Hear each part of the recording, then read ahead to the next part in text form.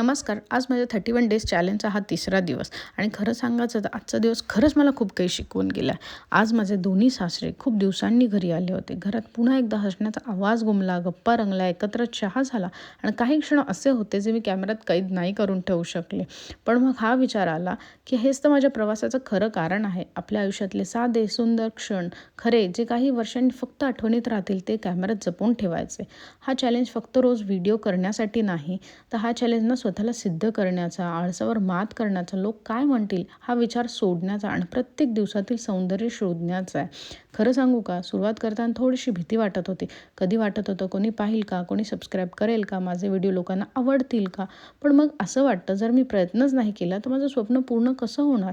म्हणून मी ठरवलं आहे कितीही कमी व्ह्यूज आले, कितीही कमी सबस्क्रायबर्स असले, मी प्रवास थांबवणार नाही. कारण प्रत्येक मोठा क्रिएटर एका काळी खरंच 0 सबस्क्रायबर्सपासूनच सुरू झाला असेल.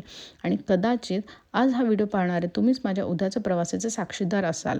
म्हणून एक छोटीशी विनंती आहे, जर तुम्हाला माझे असे साधे, सुरे आणि खरे मनापासूनचे ब्लॉग्स आवडत असतील तर चॅनलला नक्की सबस्क्राईब करा.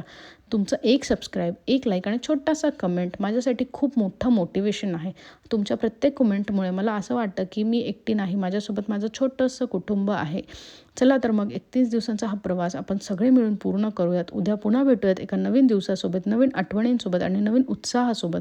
मी हार मानणार नाही आणि आशा आहे की तुम्ही माझी साथ सोडणार नाही. धन्यवाद. भेटूयात डे 4 मध्ये. कसे वाटतात व्हिडिओज नक्की कळवा.